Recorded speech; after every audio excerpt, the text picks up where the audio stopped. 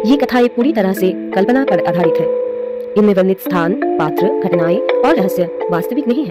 किसी भी व्यक्ति, स्थान या घटना से इनका कोई संबंध नहीं है। ये कथाएं केवल मनोरंजन, सस्पेंस और साहित्यिक उद्देश्य के लिए बनाई गई है। श्रोता से अनुरोध है कि वे इन कथाओं को वास्तविक जीवन की घटनाओं या इतिहास के रूप में ना लें। यदि इन कथाओं के दौरान किसी को डर या असुविधा महसूस हो तो कृपया सुनना बंद कर दें। साल 2125 भारत की राजधानी नई दिल्ली में इंडियन टाइम रिसर्च इंस्टीट्यूट का विशाल भूगोलाकार भवन सूरज की किरणों में चमक रहा था। यह देश की सबसे गुप्त परियोजना पर काम हो रहा था।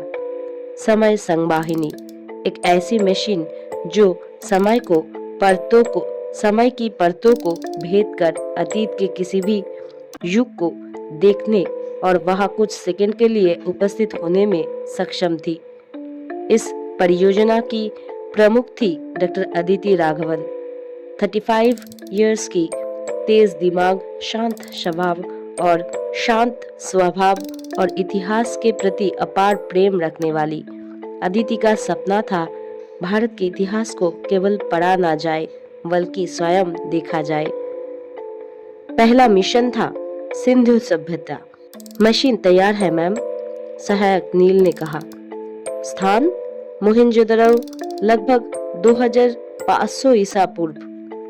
अदिति ने गहरी सांस ली और मशीन के केंद्र में खड़ी हो गई।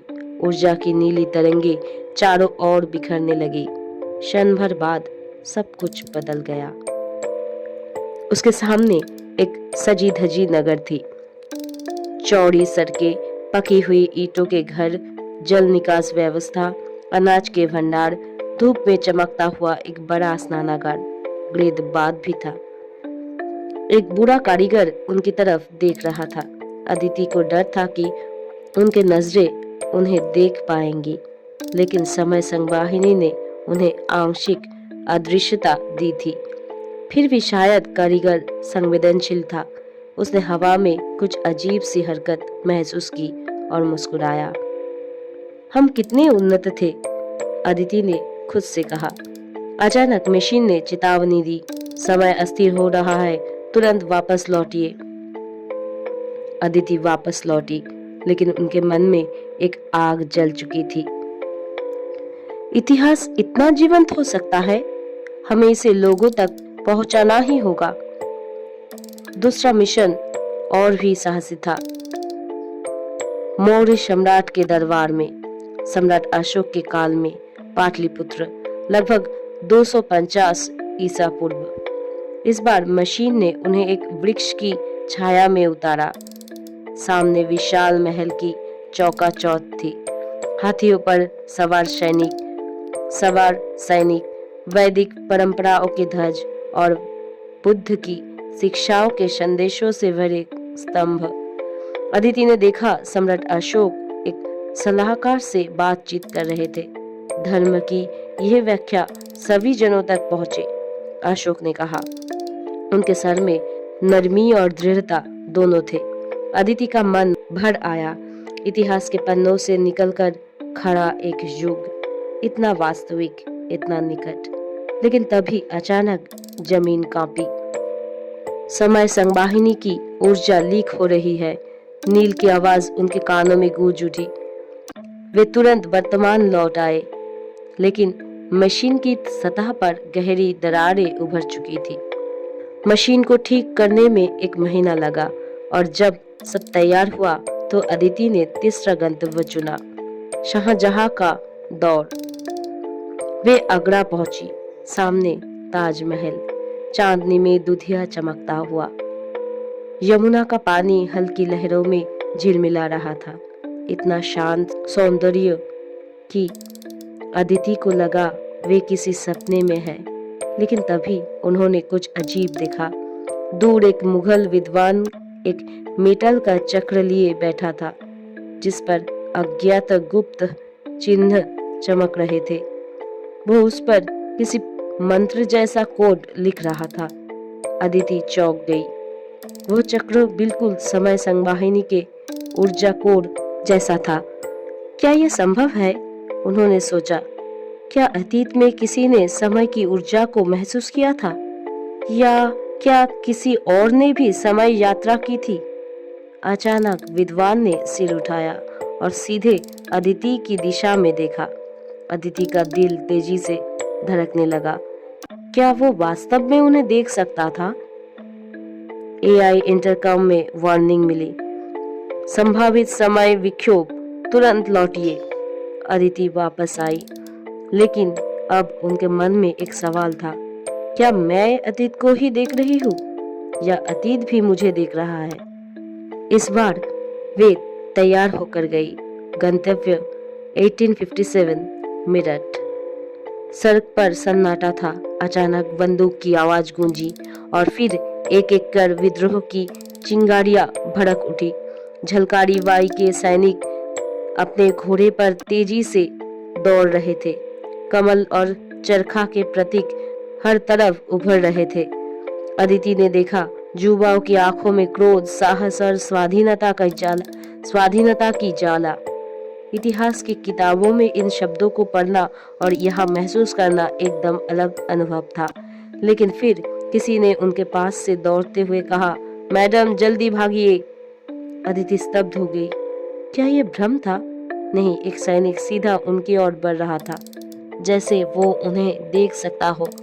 अब अदिति को यकीन हो गया, समय संवाहिनी में कोई खामी है। वो उनकी अदृश्यता को कमजोर कर रही है। उन्हें वापस लौटना पड़ा। मशीन के पास लौटकर उन्होंने नील से कहा, अगर अतीत हमें देख सकता है तो इसका मतलब है कि समय की परतें स्थायी नहीं है। हम अतीत में हस्तक्षेप कर सकते हैं और अतीत वर्तमान को प्रभावित कर सकता है। तभी मशीन अचानक बिना आदेश के स्वयंक्रिय होने लगी। लाल चेतावनी लाइटें चमक उठी। ये कैसे हुआ? नील चिल्लाया। मशीन ने गंतव्य खुद चुना, साल 2095 भविष्य। अदिति अनायास ही उसमें खींच गई। वे एक उजड़े हुए शहर में खड़ी थी। चारों ओर राख, टूटी इमारतें, खाली सड़कें, हवा में धुआं और गंधक की गंध। एक रोबोटिक ड्रोन उनके पास उतरा और बोला, आपकी गलती से समय विनाश शुरू हुआ। आपने अतीत की ऊर्जा को छेड़ा। मुगल युग में मिला चक्र वो समय संतुलन का हिस्सा था, उसे आपने बाधित किया और अब समय का तानावाना टूटने लगा है। अदिति का स्वर कांप गया। तो क्या मैं इतिहास को नुकसान पहुंचा रही हूँ? ड्रोन बोला, हाँ, लेकिन अभी बहुत देर नहीं हुई। आपको वापस जाकर उस विद्वान को ढूंढना होगा, उसका चक्र सही करना होगा और समय संतुलन को बहाल करना होगा। अदिति ने मशीन को फिर उसी मुगल काल में सेट किया। वे उसी विद्वान के पास पहुंची जो उस धातु के चक्र पर काम कर रहा था। इस बार वो अदिति को साफ साफ देख सकता था। उसने कहा, तुम भविष्य से आई हो ना? अदिति स्तब्ध रह गई। आप कैसे जानते हैं? विद्वान मुस्कुराया। ज्ञान एक नदी है, कई बार ये बहते हुए भविष्य की ओर भी जाती है।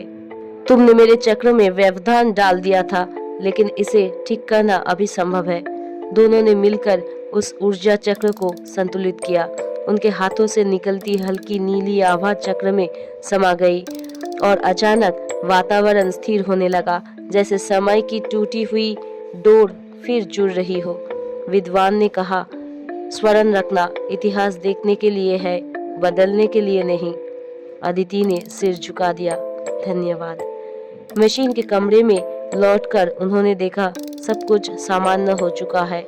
नील ने पूछा, क्या हुआ था? अदिति मुस्कुराई, इतिहास ने हमें बचा लिया। ITRI की बैठक में उन्होंने प्रस्ताव रखा, समय संवाहिनी का उपयोग केवल अध्ययन के लिए किया जाएगा। हम अतीत को छुएंगे लेकिन बदलेंगे नहीं। भारत का इतिहास हमारी सबसे बड़ी धरोहर है, अनंत, अटूट और चेतन। सब सहमत हुए। रात को अदिति अपनी डायरी में लिख रही थी, आज मैंने समझा कि इतिहास केवल बीत चुका समय नहीं है, वो हमारे भीतर जीवित है। हर युग, हर क्रांति, हर सम्राट, हर साधारण व्यक्ति सब एक अदृश्य धागे से बंधे हैं और अगर उस धागे को हम समझ जाए तो भविष्य भी उज्जवल हो सकता है। वो मुस्कुरा उठी। उनकी यात्रा अभी खत्म नहीं हुई थी, बल्कि बस शुरू हुई थी। जो कहानी आप सुन रहे थे उसका नाम है समय संगवाहिनी।